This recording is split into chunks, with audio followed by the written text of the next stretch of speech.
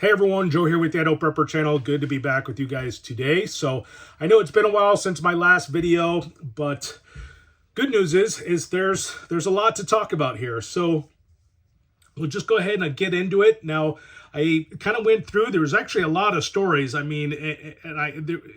I can talk about, but the one that's really got my attention is gold and silver and what this points to in terms of our economy and what sort of economical problems are going to be coming down the pike here pretty soon. So I have an article pulled up here. It's from Reuters. It's from today, and it really does kind of dovetail into my overall theory on what, like, the way the prices have been going up. That's what's really caught my attention. This is, historically speaking, the way that gold and silver prices have been rising over the last year have been not what we have normally seen. In that usually, there will be kind of some disruption with the economy, whether it's like a housing crisis, like in 2011, there was like a big surge in precious metal. You saw silver prices shoot up to like $40 an ounce, but it happened really quick. It was totally emotionally driven, and it shot way up and then came down. This time it's very different. It's been slowly just ticking up consistently and not coming down. It's just been going up and up and up. And what that points to, in my opinion, my experience with this, is that you have a lot of major global interest, like central banking, investing in this. It's big purchases that are being that are kind of happening in a way to not really draw a lot of attention to the market, and that's always a cause for concern when you have big major global players taking this much interest in precious metals. You should be taking an interest in precious metals and what's going on in your economy and in your monetary system overall. So I'll go ahead and we'll read this article. But before I do that, I just want to remind you guys, if you haven't done so already, to go ahead and hit that thumbs up button and subscribe to my channel. And if you want to see more videos like this, make sure to hit that notification bell. Also, if you want to support this channel, you can head on over to my Etsy shop. I got some really cool stocking stuffer Christmas gifts over there. So we got some sawtooth fire tinder. This stuff is selling like crazy. I'm having a hard time making it. It's just, basically, the orders are coming in faster than I can make this. And for those of you who do have orders on this, they'll be out very soon. I'm just waiting on labels, but the tinder's already made up. See, I got it to this stage. I just don't have the labels. So the labels will be coming tomorrow. I'll have the labels on the cans, and then I'll be sending out all those orders. So I apologize to those of you who are waiting, but I'm going to get those out ASAP. So yeah, if you want to support the channel, that's a great way to do it. Also, you can go to my Amazon affiliate page, and I have a lot of good gift ideas for those of you who are shopping for that prepper in your family or that survivalist. I have a lot of good stuff over there, a lot of good gift ideas from my Amazon page. Basically, it's every piece of gear that I've ever used in all of my videos. So with that shameless plug out of the way, we'll go ahead and we'll read this article that I pulled up here. And again, this is from Reuters. It was today, and this is just a summary of it. So I'm not going to be reading a long article here, but says here, gold is up over 60% in 2025, the strongest annual run in 46 years. This rally breaks traditional patterns. Historically, gold prices tend to drop or at least stop rising when interest rates are and real yields increase. But this time, even as yields have climbed and inflation has cooled, gold has kept soaring. This suggests that something deeper is going on. A structural, not speculative shift may be underway. Some analysts highlighted a turning point after the 2022 seizure of Russian foreign exchange reserves by the U.S. This shook confidence in the dollar-based reserve assets and raised demand for seizure-proof alternatives like gold. Central banks are buying gold aggressively. For the past 3 years, global central bank net purchases have reportedly exceeded 1,000 tons per year, showing a major shift toward gold as a reserve asset. The traditional safety nets, bonds, fiat, are looking shakier. The article argues that high U.S. federal debt, fiscal deficits, and a stretched central bank balance sheet combined with declining trust in conventional safe assets are pushing investors towards gold. This might not be a bubble, or at least not a typical one. In past bubbles, gold blooms and then crashes. Today, though, the rally appears rooted in systemic concerns, making a sharp crash less certain. Bottom line, this article suggests that we might be witnessing a structural long-term shift in how institutional investors, especially central banks, view gold.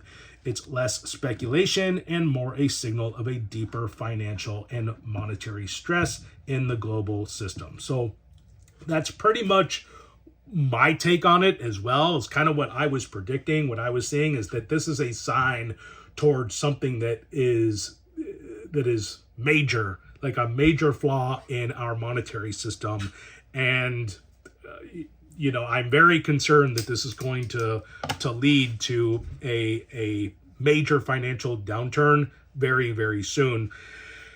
My feeling is I don't think it's going to be a drastic, sharp crash like what we've seen historically, but I think it's going to be a slow boil. Now, once I think people start realizing that it's happening, then you might see, a big crash. But either way, I wanted to make this video and kind of sound the alarm bell on this because I think this is a major red flag. And I really feel like as preppers, we're kind of in the last stretch as far as getting all of our provisions together. So whatever you guys feel like you need to do to get ready for this, I think, to take advantage of, of these stocked shelves while you still can. Now, I know prices are still really high. I mean, there are a lot of people talking about how difficult it is just to put food on the table. I definitely have seen it. It's my family's biggest expense right now. And that coupled with rents, the cost of just living, energy costs that are going up, it's becoming very, very difficult on people financially in this country. I think everybody can relate with that. And now if you go on TikTok, if you go on X, any of these other alternative internet platforms, you can hear testimonies from people, even high income earning Americans, who are talking about the stresses and how difficult it is for, even them at like a 6-figure income just to provide the essentials for their family, like food. It's getting expensive for everyone. It's getting more and more difficult, and I don't see this slowing down or getting any better. This is going to be a long-term problem that we're going to be facing, and it's baked in. Our debt right now is almost at $40 trillion.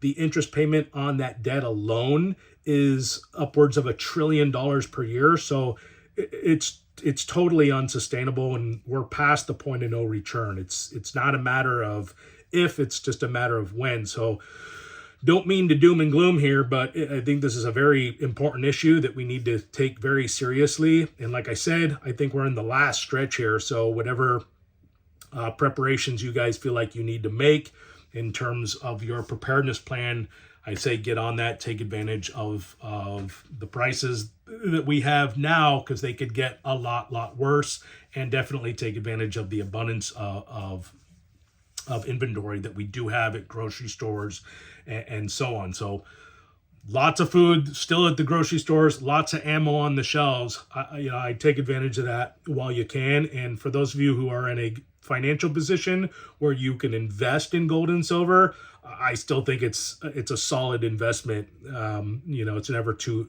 late. I don't think, like I said, it's not spiking. So that's what makes me believe that you're just going to continue to see it climb. So I really do. I still see it, even though it's higher than it's ever been. it's still a safe investment. It's still going to be the best way to hedge against inflation and get ahead of this, whatever type of decline we see in the dollar here. So I would just say, focus in on your long-term preparedness strategy. Start thinking about how you're going to get sustainable this year. I know for me, it's like winter hasn't even begun yet, even though we got tons of snow outside and it's freezing cold. I'm already starting to put together my gardening strategy. I'm starting to think about adding more livestock to our situation, because right now we just have the chickens, and especially in the winter, the egg production gets really low. We actually sold off a bunch of chickens just because it wasn't really mathing. I'm spending more money in food right now, just keeping them alive, than we are getting back in eggs. So we ended up actually thinning out the herd this year, the flock this year, so I could cut on food costs. And right now I'm having to buy eggs and to supplement the shortage in eggs. We're, they've got about 12 chickens right now, and they're only producing about maybe 4 or 5 eggs per week, which is totally unsustainable as a food source, or as a renewable food source. So it's something that, it's just an area of my preparedness plan that I need to focus in on and try to improve. But as far as food goes, I know this is kind of the Achilles heel with most people. That's kind of an area, whereas like with water, you can get a well, you can have a creek. If you have a big pond or a water source nearby, you can procure water for that. Or, you can put together a rainwater catchment system. Water, for the most part, is pretty easy to harness like a renewable situation with. But food is a totally different story. I think and it's a challenge for most people. And really the best we can do is just kind of stockpile it, put it in Mylar, and things like that, get canned food. But again, like this stuff, it has a shelf life, and the kind of situation I think we're moving into is going to be very long term. So really the only alternatives you have, as far as, if you're getting into extra, that next level of long-term food storage, you're looking at freeze dryers. So for those of you, maybe you've been on the fence about investing in a freeze dryer, now is probably a pretty good time to splurge on one of those and start buying up the, food, whatever, and getting it freeze dried and storing it away. Because the advantage to freeze drying is it has a much longer shelf life. You're looking at a 25 plus year shelf life. Plus the freeze drying process, preserves the nutrients in that food a lot better than dehydrating or canning or things like that. So something to think about. But yeah, let me know in the comment section what your take is on this. Again, it's just something that I've been kind of keeping my eye on. I've been thinking about doing a video on it for a long time. But I've really actually just been busy. That's really the main reason why I haven't been able to get a video out on this. So hopefully as soon as this job that I'm on, because I'm just busy with my full-time job, as soon as I'm done with this one phase, I'll be able to get some more videos out. But, been going through a lot of stuff. Don't want to bore you with it. For those of you who follow my channel, I went through bacterial pneumonia, and that put me out for a month. And so my videos were really slow due to that. Now I'm dealing with work because I'm playing catch up for all the work I lost. And because I was in bed for a month, my body got really atrophied. And so when I went back to work, I just started I threw my back out, and I did something. It's a long story, but went to a chiropractor. The chiropractor messed me up really bad, and now I can't feel my hands. Like they're just tingling, and in my feet, it's making work very difficult. So sorry for the pity party there, but I am doing better. I'm starting to stretch more. I'm starting to exercise, trying to get my body back into shape here, my old beaten up body back into shape here. And as soon as I do that, this job is squared away, hopefully I can get some more videos out more consistently. But that's going to do it for me today, you guys. Hopefully that wasn't too doom and gloom. Again, I'm just making these videos because really these are the issues that I think are the most concerning. I could have talked a lot. I mean, there was a lot of stuff out there, like, you know, what's going on, you know, as far as like the conflicts in the Middle East and all the kind of the hostility that's going on with the ICE, the ICE raids, and how that might lead to civil unrest and things like this. But all of that really paled in comparison to this issue. I think is by far and away the thing that we need to be focused in on more than anything. So do what you need to do, you guys. But either way, that's going to do it for me today. Again, if you haven't done so already, please make sure to hit that thumbs up button and subscribe to my channel. And if you want to see more videos like this in the future, go ahead and hit that notification bell. Also, if you want to support the channel, I'll make sure to leave links in the description for a lot of products that I'm affiliated with, like body armor, bug out bags, survival stuff, things like that, along with discount codes and even a good freeze dryer. If you guys are interested in getting a freeze dryer, I'll make sure to leave a link for that along with a really big discount code for that. So that's going to do it for me today. Hope you guys enjoyed the video. And with that said, until the next time, stay prepared.